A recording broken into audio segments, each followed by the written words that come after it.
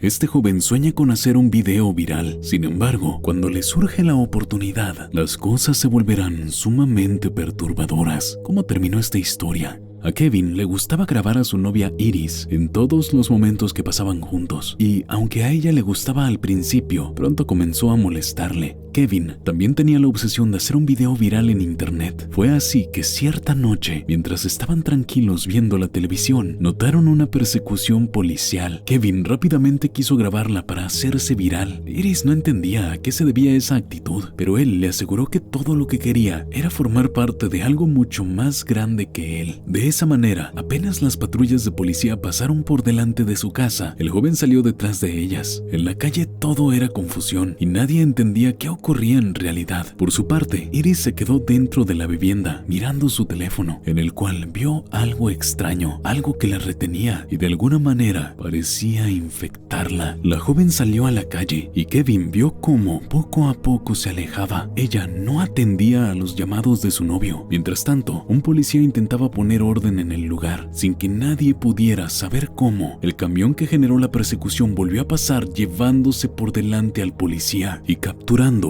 a Iris. De repente, Kevin recibió una llamada de la joven y comprendió que ahora su novia estaba dentro del camión. En ese momento se reprodujo la historia de Dante el Grande. Scarlett habló con la policía para denunciar a su jefe, Dante el Grande. Él era un gran mago, pero desde hacía un tiempo ella había notado que algo raro ocurría a su alrededor. Por esa razón investigó hasta encontrar un compartimiento secreto donde él guardaba cintas que mostraban lo que hacía con sus ayudantes. De inmediato la policía decidió ir tras él. Al principio, Dante era un mago sin talento que no era capaz de realizar los trucos más sencillos. Sin embargo, todo cambió cuando encontró la capa. Aunque nadie sabía cómo se hizo con ella, se contaba que aquella capa había sido una de las posesiones de Houdini. Aunque el famoso mago descubrió que tenía algo malo y decidió abandonarla, la capa otorgó a Dante poderes inimaginables. De inmediato se convirtió en uno de los magos más populares del mundo. Aquellos que asistían a sus actos no entendían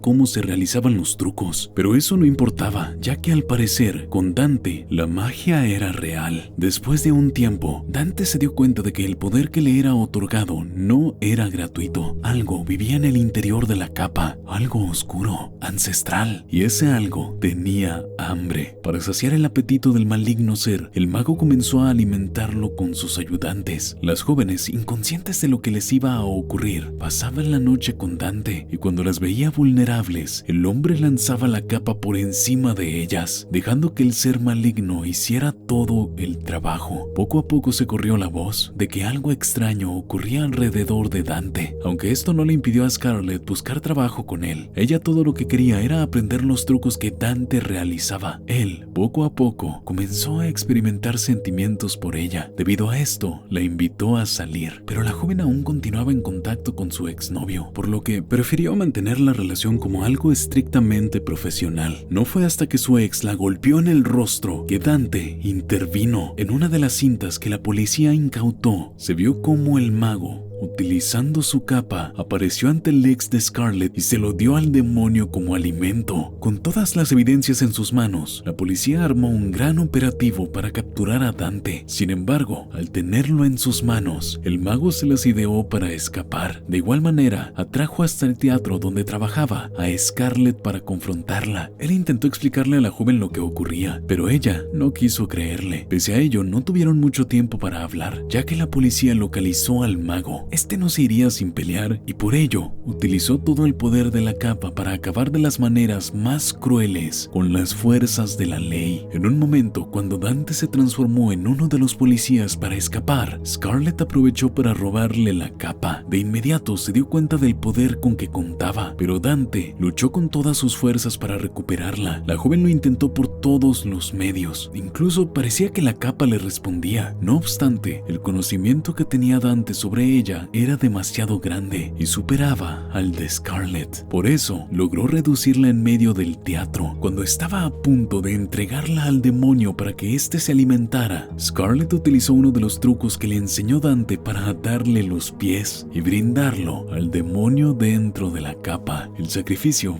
fue bien recibido y así Dante terminó siendo presa del mal. Tiempo después, Scarlett se llevó a un lugar apartado la capa y la incineró. Ella creyó que con eso terminaría todo, pero una noche en su casa sintió que algo no estaba del todo bien. Al revisar uno de los armarios, allí la encontró, o mejor dicho, el demonio la encontró a ella.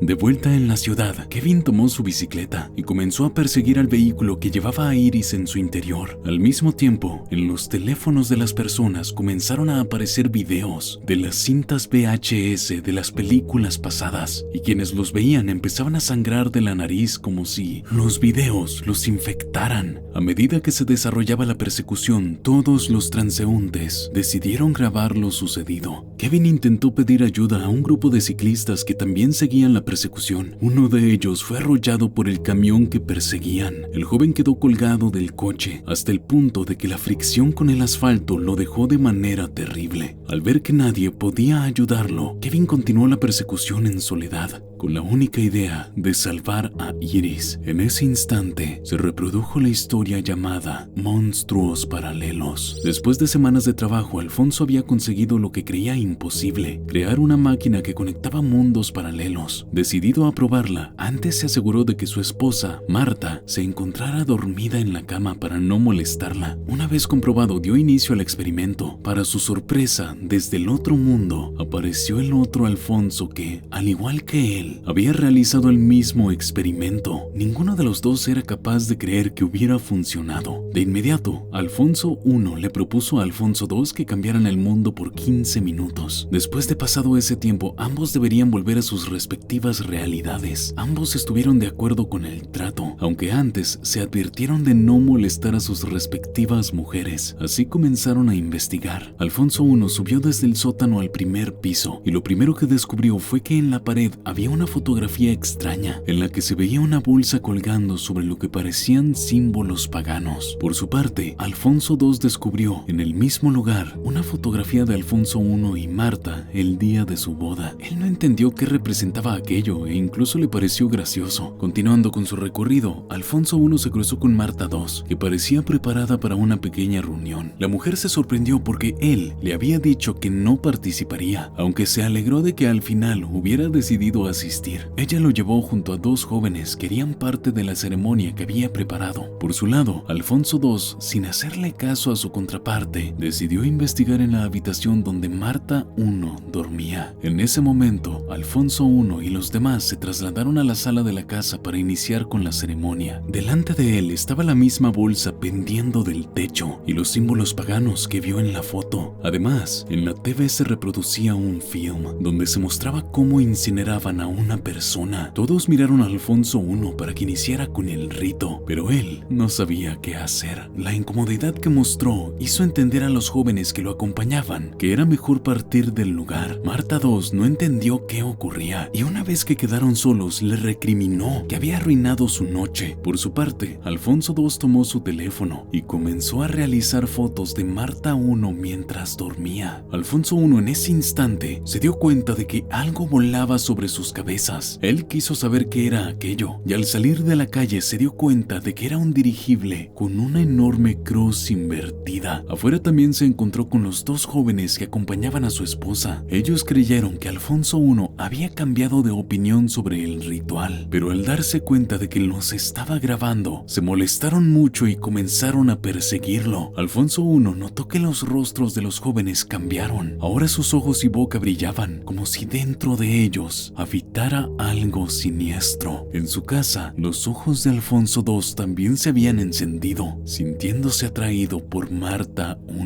De esa manera se acercó a la mujer que permanecía dormida y sacó a su amiguito. Solo que en lugar de ser normal como los de nuestra dimensión, era una horrible criatura. Alfonso I también se enfrentó con aquella visión, aunque fueron los jóvenes quienes le mostraron su bestia personal. Él se defendió utilizando un desatornillador que llevaba consigo y logró atacar atacar a aquel extraño ser. De inmediato, corrió a la casa donde se cruzó con Marta II, quien parecía prendida. Ella quería estar con su supuesto marido, así que reveló una bestia repleta de dientes que aterraron y asquearon a Alfonso I por partes iguales. Sin otra cosa que hacer, decidió pasar por sobre la mujer rumbo al sótano para salir de ese mundo extraño donde se había sumergido. Al llegar ahí, se cruzó con Alfonso II, quien estaba manchado de sangre. El hombre atacó a su contraparte antes de volver a su mundo. Sin embargo, debido a lo que hizo Alfonso I, Marta II estaba furiosa y al ver a su esposo decidió castigarlo con el horrendo monstruo que tenía. Tras cerrar el portal, Alfonso I intentó comunicarse con su esposa, creyendo que algo malo le había ocurrido. En efecto, Marta I llegó donde él se encontraba y segura de que ese no era su querido Alfonso, terminó usando un cuchillo para acabarlo. En la ciudad, Mike continuó detrás del coche que secuestró a su novia. Mientras tanto, la ciudad entera comenzó a volverse loca al recibir la señal de la persecución. Las personas se hirieron entre sí e incluso grandes explosiones ocurrieron por toda la ciudad. En ese caos se reprodujo la última historia, titulada Bone Storm.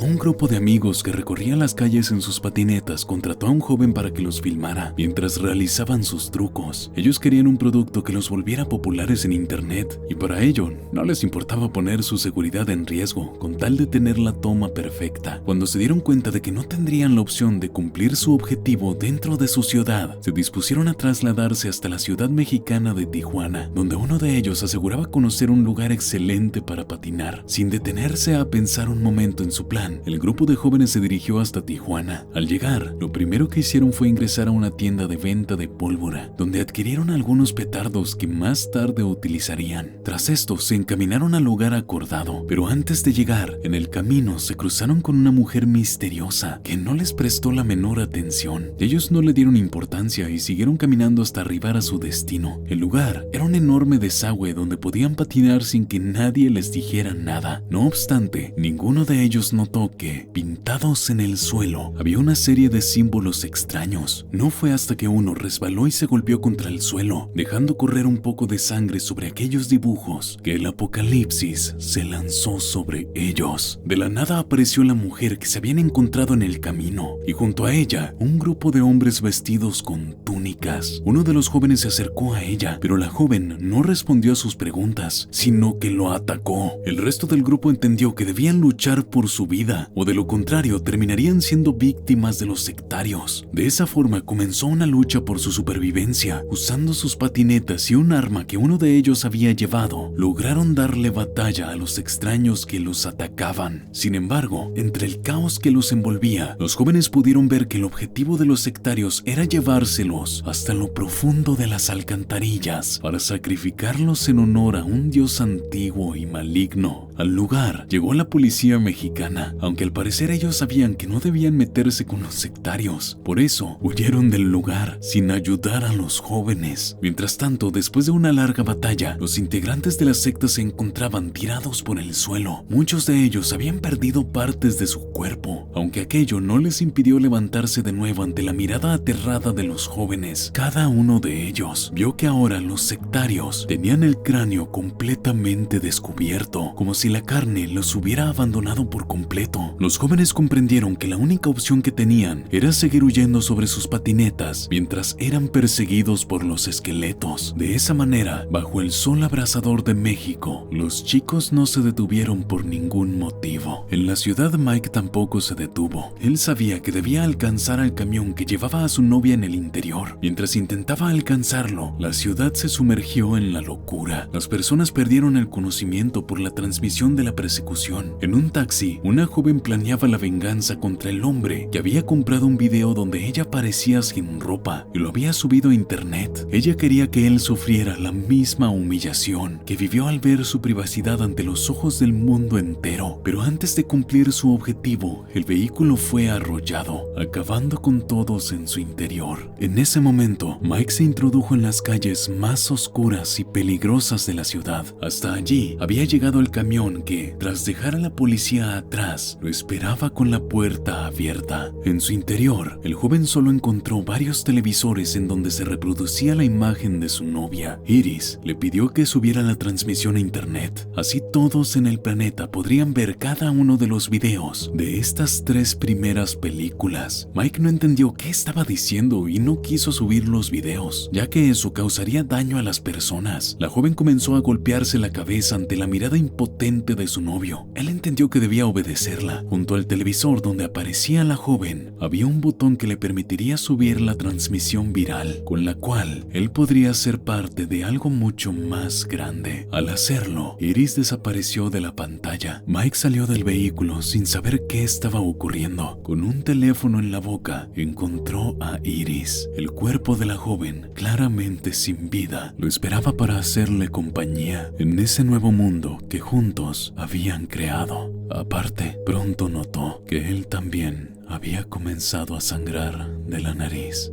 Te dejo en pantalla 4 videos que te podrían interesar. Gracias por ver este video y recuerda tener una linda noche.